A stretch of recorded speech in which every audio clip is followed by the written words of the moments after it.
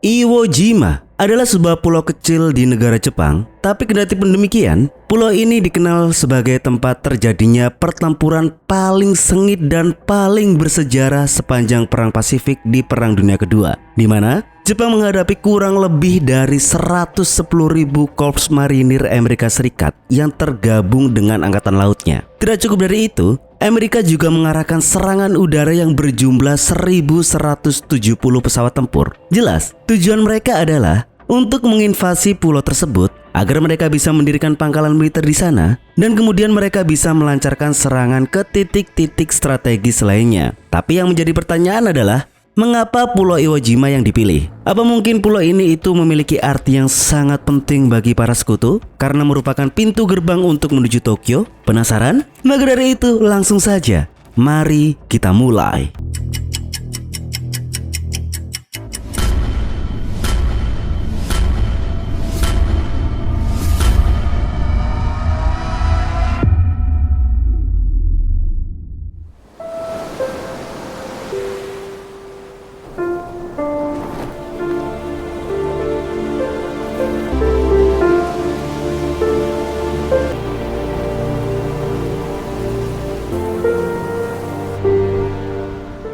Di pulau kecil Iwo Jima, di Kepulauan Ogasawara, Jepang, pada tahun 2005, tim arkeolog Jepang menyurvei terowongan yang hancur yang ditinggalkan begitu saja setelah perang. Salah satu dari mereka pun menemukan sesuatu yang berharga di tanah tersebut, yang dimana hal itu mendorong yang lainnya untuk ikut menggali.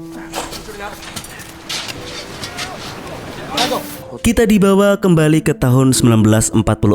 Di tengah-tengah sengitnya Perang Dunia Kedua, prajurit satu yang bernama Saigo, seorang tukang roti miskin yang bergabung ke dalam pasukan wajib militer Jepang bersama dengan temannya yang bernama Kashiwara, tengah menggali parit di bibir pantai Iwo Jima. Bersama dengan peleton lainnya, mereka bersama-sama akan menyiapkan sebuah medan perang. Di tengah tugasnya itu, mereka berdua mendiskusikan kesulitan yang mereka hadapi. Lebih tepatnya Saigo yang selalu saja menggerutu dan membuat komentar-komentar yang tidak patriotik sama sekali atas tugas yang diemban. Dan apesnya, Kapten Tanada mendengar apa yang dibahas oleh kedua prajuritnya itu dan bersiap untuk memberikan hukuman.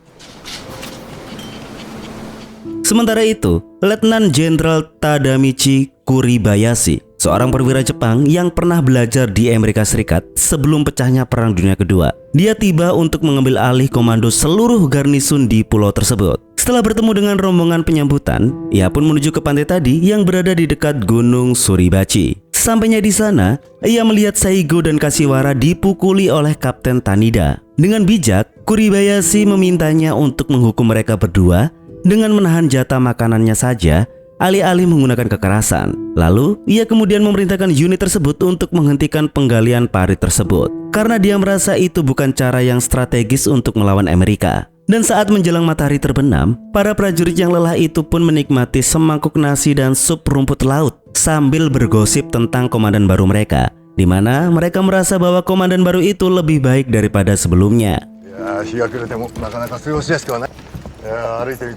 Di malam harinya, Letnan itu memberitahu bahwa dukungan udara mereka telah berkurang jumlahnya setelah mengirimkan 66 pesawat untuk membantu pertempuran yang ada di Saipan. Dia memeriksa rencana pertahanan dan sangat tidak puas, sehingga dia memerintahkan Suribachi untuk dibentengi dengan memindahkan artileri ke tempat yang lebih tinggi. Dan pada saat yang sama pula, unit tersebut mengkoordinasikan serangan gabungan dengan angkatan darat yang dipimpin oleh Kolonel Adachi.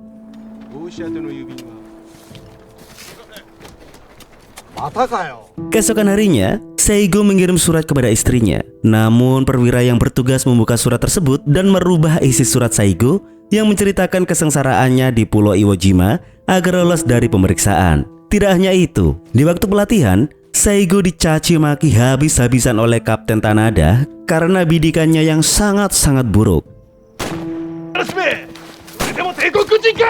Dan imbas dari hal itu, Saigo pun dihukum untuk membersihkan seluruh sepatu dari para kompi. Lalu sementara itu, selama latihan berbaris, Jenderal Kuribayashi terkejut karena tank-tank yang rusak itu belum diperbaiki karena kurangnya suku cadang pengganti yang dikirim dari pusat. Sungguh sangat pelik. Ditambah lagi, ketika dia melihat anak laki-laki yang bermain di depannya, membuatnya teringat saat-saat ia menulis surat untuk keluarganya saat ia tinggal di Amerika. Kemudian, saat dia tengah mengamati pantai, ia menjadi sangat gembira ketika ia melihat temannya, seorang peraih medali emas Olimpiade, yaitu Letnan Baron Takeichi Nishi. Mereka bertukar cerita di mana kuda kesayangannya bergabung dengan rensimen.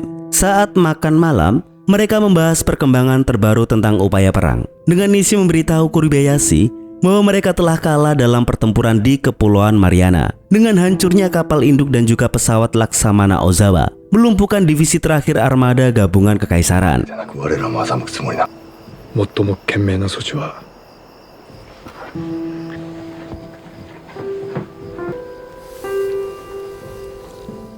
Dan di keesokan harinya, saat matahari terbenam, Saigo dan para teman-temannya merasa geli saat mereka menyaksikan Kuribayashi dan juga Letnan Fujita mensimulasikan gerakan ketika mereka melawan pasukan militer Amerika nanti.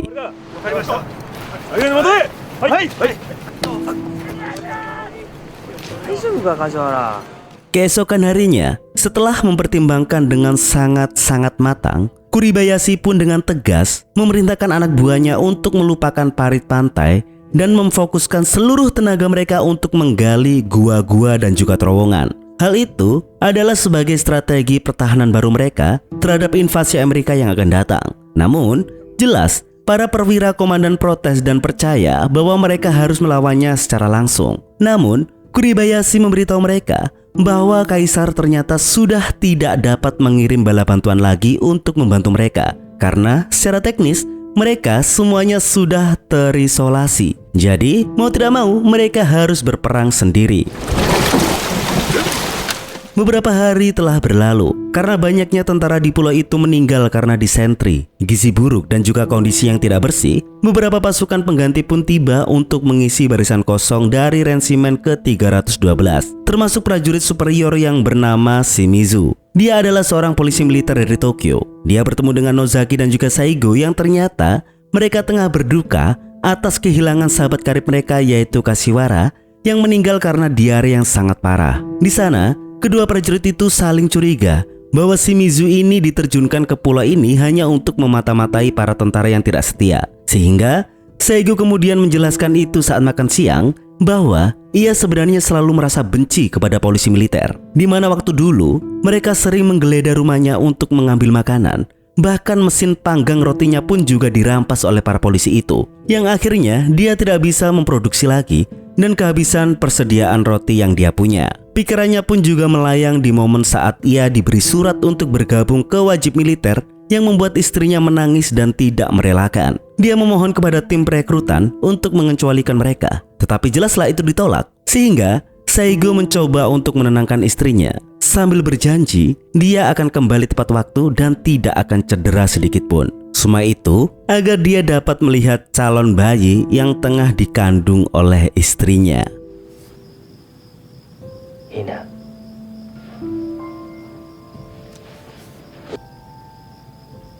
Touchan wa kuru kara na.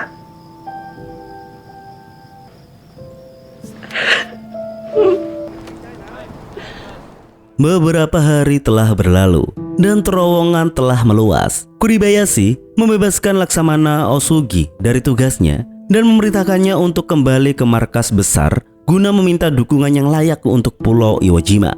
Meskipun sebenarnya Osugi sangat tidak peduli, ia pergi dan menyarankan Jenderal Hayashi untuk menyingkirkan Kuribayashi dan mengambil alih kendali rensimen seperti sedia kala. Nishi yang mendengar percakapan mereka, dia segera melaporkannya kepada Kuribayashi. Tetapi Kuribayashi memilih untuk mengabaikan hal itu. Dan di siang itu, setelah Laksamana Ichimaru tiba, yaitu seseorang yang akan menggantikan tugas dari Laksamana Osugi, pesawat angkatan udara Amerika menyerbu wilayah mereka dan menyelimuti daerah itu dengan tembakan dan juga bom yang sangat-sangat brutal.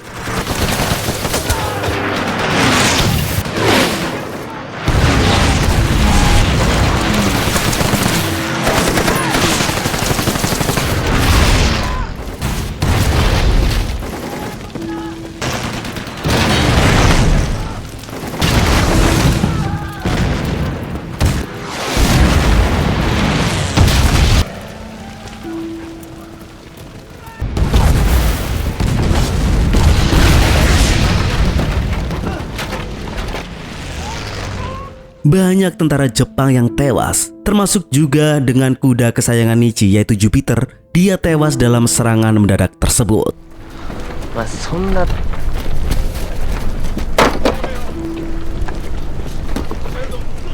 Serangan bom terus terjadi selama beberapa hari berikutnya, yang memaksa para prajurit hanya bisa berlindung di dalam terowongan demi keselamatan.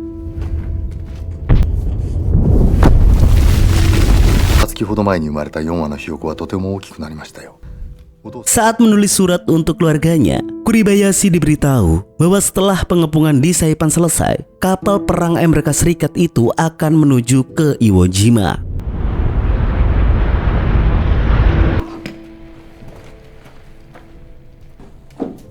Sungguh sangat mengerikan, sehingga setelah melakukan persiapan untuk perang, dia mengarahkan pasukannya dan menyampaikan pidato inspiratif guna untuk mendorong moral mereka, di mana mereka memang dilahirkan untuk berjuang dan rela mati demi negara mereka, yaitu Jepang. Sementara beberapa prajurit berdoa di kuil, Nichi dan Kuribayashi pun menyelesaikan surat yang mereka tulis untuk orang-orang yang mereka cintai. Dan momen perang pun tiba ketika ratusan marinir Amerika Serikat mendarat di pantai Iwo Jima.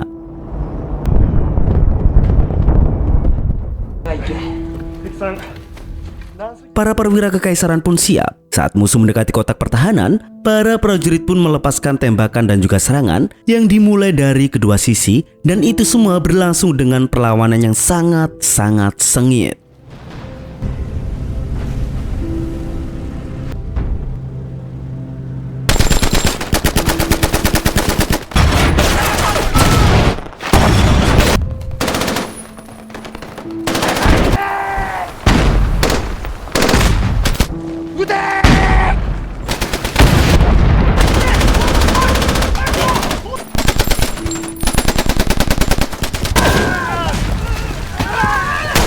Kuribayashi mengetahui dari para pejabatnya bahwa pasukan di Gunung Suribachi tetap utuh meskipun pertahanannya lumpuh di saat musuh terus maju dengan formasi serangan bercabang dua.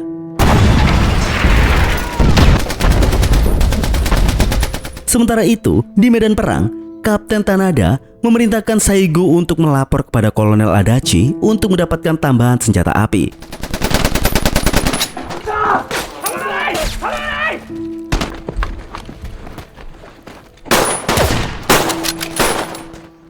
Akan tetapi, saat melihatnya, ia mendengar perintah mundur dari Jenderal Kuribayashi melalui radio untuk mundur ke Gua Utara di Motoyama, yang nyatanya itu tidak dipatuhi oleh Adachi. Lalu, Adachi memberikan catatan kepada Saigo agar unitnya melakukan bunuh diri dengan terhormat.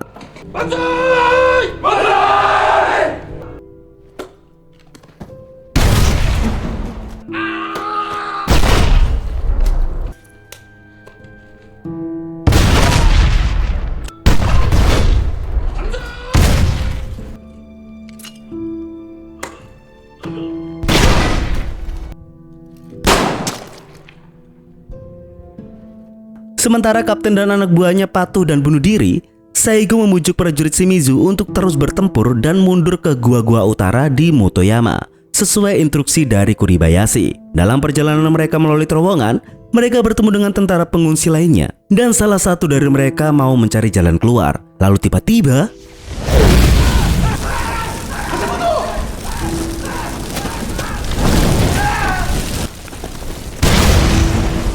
setelah itu, lanjut, mereka juga melihat sisa prajurit lainnya yang membunuh seorang tentara Amerika yang tertangkap.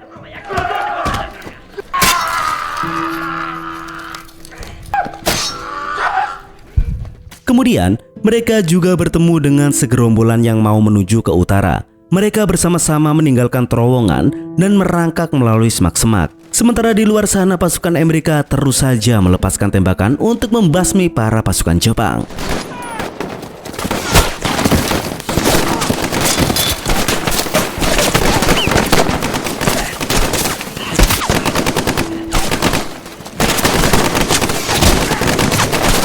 Tidak lama kemudian, mereka telah sampai dan segera menghadap ke Letnan Ito.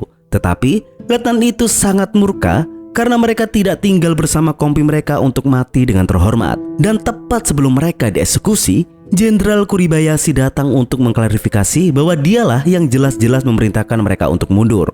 Lalu dia juga melihat dengan sendiri bahwa Gunung Suribachi berhasil diambil alih. Dengan hal tersebut, selanjutnya dia yakin bahwa Amerika akan mengarahkan semua pasukannya ke lereng bukit. Dia memerintahkan itu untuk mematuhi perintahnya kali ini. Jelas, hal itu membuat sang letnan itu kecewa. Sehingga setelah itu, Saigo dan Shimizu dimasukkan ke dalam sebuah regu, di mana regu itu bertujuan untuk bergerak maju untuk bergabung dengan pasukan yang dipimpin oleh Jenderal Hayashi untuk merebut kembali Suribachi sesuai perintah itu sendiri. Sebuah tindakan pembangkangan yang jelas terhadap Kuribayashi, yang dimana Kuribayashi ini sudah dianggap itu sebagai jenderal lemah dan simpatisan Amerika. Regu itu pun akhirnya bergerak, dan meskipun mereka tidak dapat menemukan sang jenderal, pasukan tersebut pun tetap maju, yang pada akhirnya mereka terjebak dalam penyergapan pasukan Amerika dan menewaskan banyak prajurit Jepang.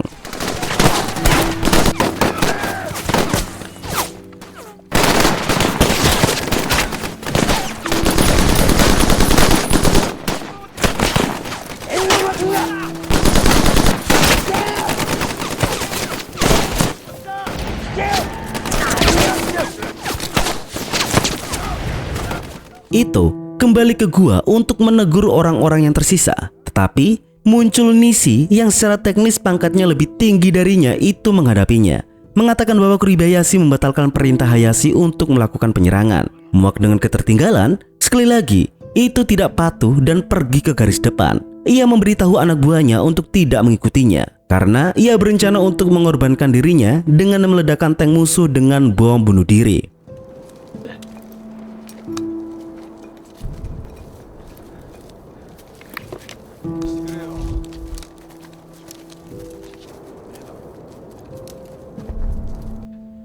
Sementara itu, Kuribayashi patah semangat mendengar berita tentang bunuh diri dari unit Hayashi, dan juga datangnya surat dari markas besar Kekaisaran Jepang yang menginformasikan bahwa Kaisar tetap tidak akan mengirim bala bantuan. Berharap para prajurit di bawah pimpinan Kuribayashi bertempur sampai mati untuk memperjuangkan Pulau Iwo Jima. Keesokan harinya, ketika hari sudah terang dan pertempuran masih berlanjut,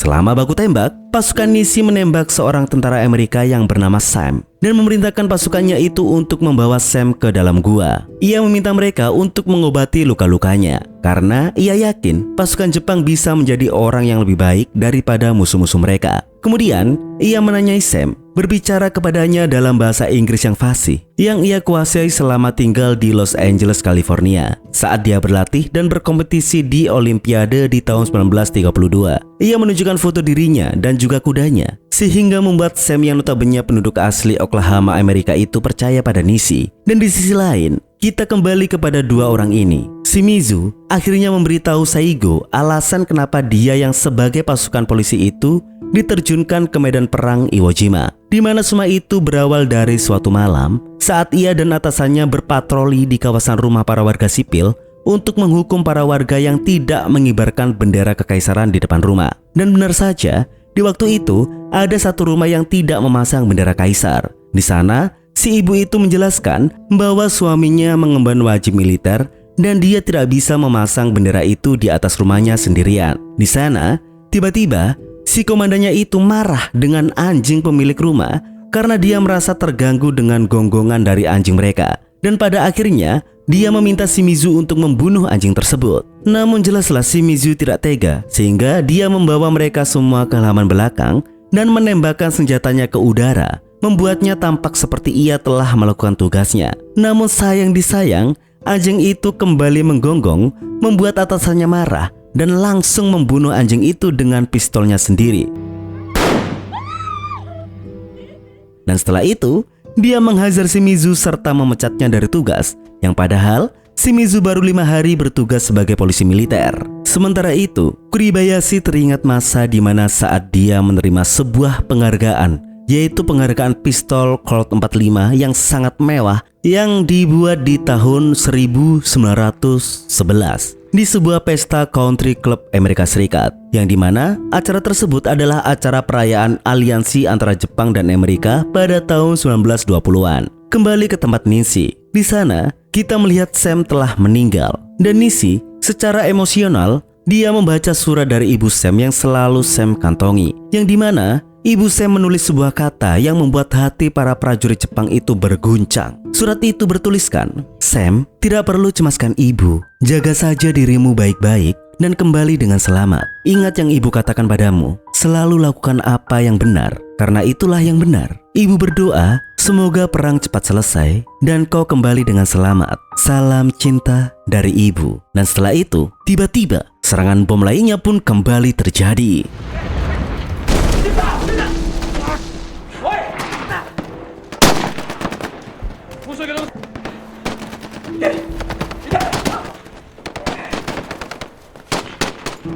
Nisi di sana terkena pecahan peluru hingga merusak kedua bola matanya. Merasa tidak berguna, ia memerintahkan Kompi untuk mengungsi dan menyerahkan komandonya kepada Letnan Okubo. Setelah mengucapkan selamat tinggal kepada mereka semua, ia menunggu mereka semua pergi dan menembak kepalanya sendiri.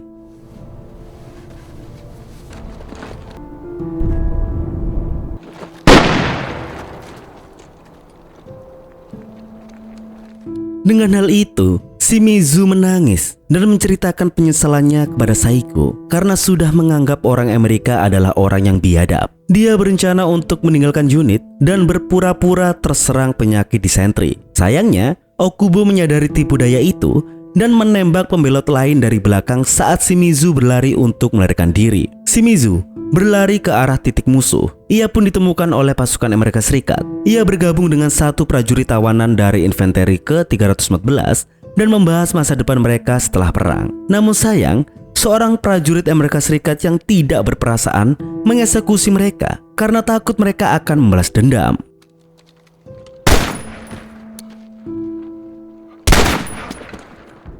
Mayat Shimizu pun kemudian ditemukan oleh pasukan Okubo. Yang jelas, membuat Saigo sangat-sangat terpukul.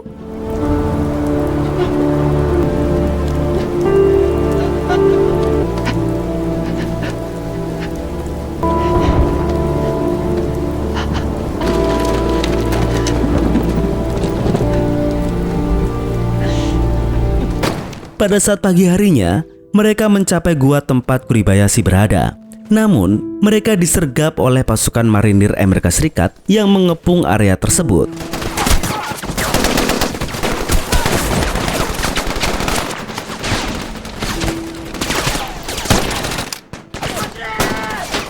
Dan Okubo pun harus mengorbankan dirinya.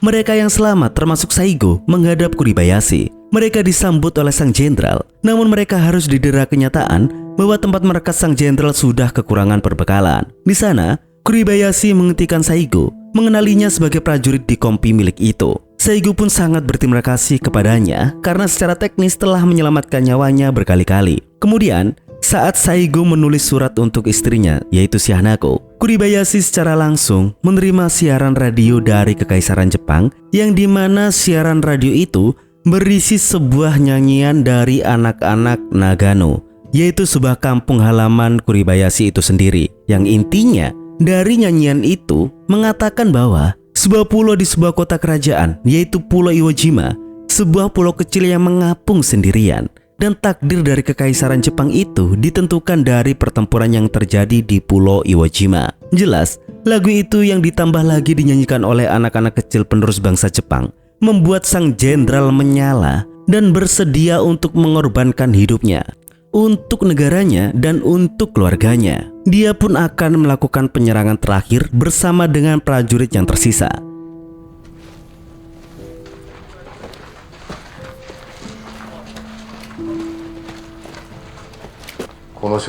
Namun, sekali lagi, Kuribayashi secara spesial memerintahkan Saigo untuk tetap tinggal dan ditugaskan untuk membakar semua dokumen yang ada di dalam markas, termasuk koper dan juga berkas pribadinya. Hal tersebut membuat sang jenderal untuk yang kesekian kalinya menyelamatkan nyawa Saigo di mana Saigo tidak akan ikut bertempur.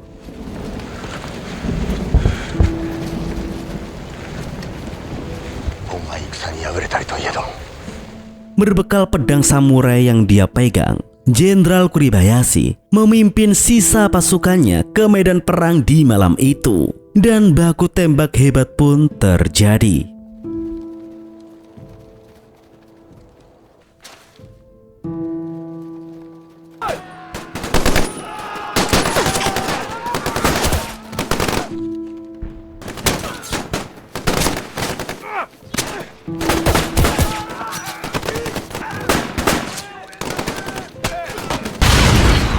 Atas pertempuran sengit itu telah menewaskan sebagian besar pasukannya dan melukainya secara kritis. Di sana, Letnan Fujita menemukannya dan menyeretnya ke tempat yang aman.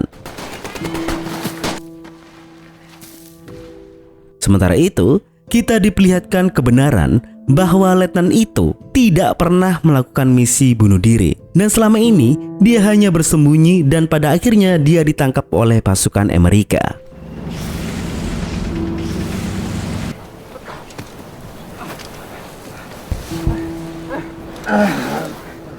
Keesokan harinya, Kuribayashi yang terluka parah memohon kepada Fujita untuk memenggalnya dengan pedang sebagai tindakan kesatria. Sebuah hal yang sangat berat. Namun sebelum dia bisa memenggal jenderalnya, Fujita malah tertembak mati oleh penembak jitu pasukan Amerika.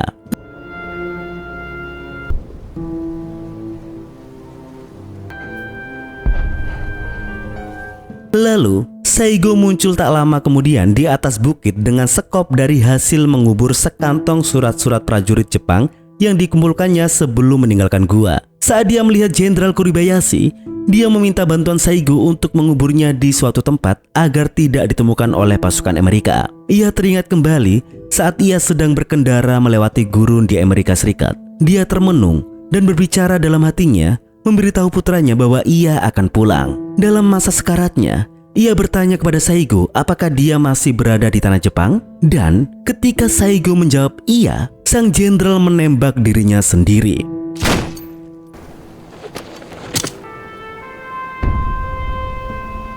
Dan Saigo pun segera mengubur sang jenderal. Dan tidak lama setelah itu, di lain tempat, pasukan Amerika Serikat menemukan mayat Fujita dan memeriksanya. It's safe.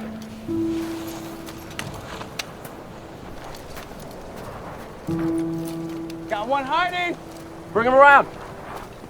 Mereka juga pada akhirnya menemukan Saigo yang tengah bersembunyi. Dan tiba-tiba, dia sangat marah ketika dia melihat salah satu prajurit Amerika itu membawa pistol berharga milik Jenderal Kuribayashi. Dan Crazy.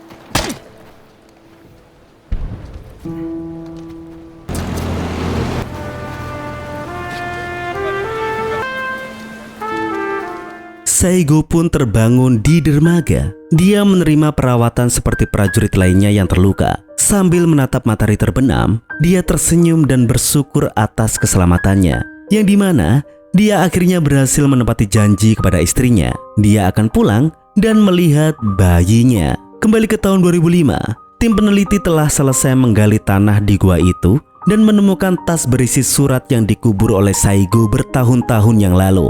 Dan saat surat-surat itu dikeluarkan, suara-suara dari para prajurit Jepang yang pemberani itu pun terdengar.